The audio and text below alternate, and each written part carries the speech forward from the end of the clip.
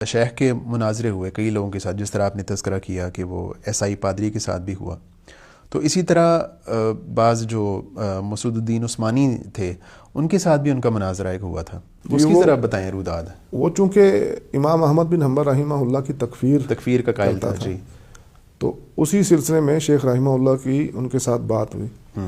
تو شیخ رحمہ اللہ نے جو ہمیں، یہ بات حضروں میں ہوئی تھی یا کہاں ہوئی تھی؟ یہ غالباً کراچی میں ہوئی تھی، ٹھیک۔ تو شیخ رحمہ اللہ نے بتایا تھا کہ جب میری یہ واقعہ مجھ سے پہلے یعنی شیخ صاحب آپ کا بھی یعنی تعلق نہیں تھا، صحیح۔ تو کہتے ہیں کہ جب میں نے اس سے بات شروع کی تو تھوڑی سی بات اردو میں شروع کی، تو اس نے مجھے لڑکا وغیرہ سمجھ کے فوری طور پہ عربی زبان شروع کر دی، تو میں نے بھی عربی زبان میں جوابات دینے شروع کر دیے، لیکن وہ کوئی جواب دے نہیں سکا، تو اس نے پھر اس جو گفت و شنید ہو رہی تھی اس کو منتشر کر دیا۔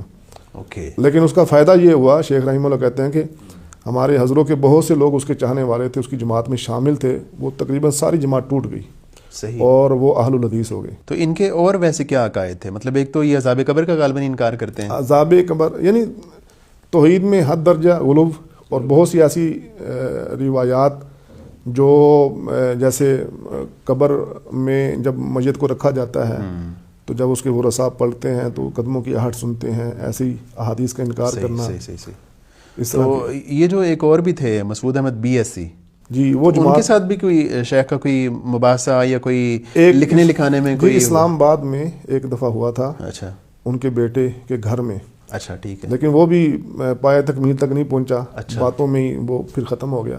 شیخ رحمہ اللہ نے کہا کہ میرے سوالوں کے وہ جواب نہیں دے سکے، تو وہ بھی ایک بیٹھک پروگرام ہی کہہ لیں آپ، باقاعدہ مناظرہ نہیں تھا۔ صحیح، تو یہ جو دونوں حضرات ہیں یہ ایک ہی فکر کے لوگ نہیں، الگ الگ تھے؟ جماعت المسلمین والے جو مسعود احمد BSc ہیں، وہ تو اپنے آپ کو صرف مسلمان کہتے ہیں، اور کہتے ہیں کہ صرف اپنے آپ کو مسلم ہی کہلانا چاہیے۔ صحیح، کوئی مسلک کوئی فرقہ یہ نہیں، یہ جو آپ کہتے ہیں اہل سنت والجماعت یا اہل حدیث، اس کے وہ بہت مخالف ہیں، اور ان کے عقائد و نظریات ایسے ہیں کہ شیخ رحمہ اللہ نے بھی اپنی رسالے میں بہت لکھا ہے، اور شیخ رحمہ اللہ کے ایک ساتھی ہیں ابو جابر عبداللہ دامانوی حفظہ اللہ، انہوں نے بھی کافی لکھا ہے۔ ہمارے ایک دوست ہیں بہت اچھے مناظر بھی ہیں، مولانا صدیق رضا حفظہ اللہ، انہوں نے بھی اس بارے میں بہت اچھا لکھا ہے۔ صحیح، ماشاءاللہ۔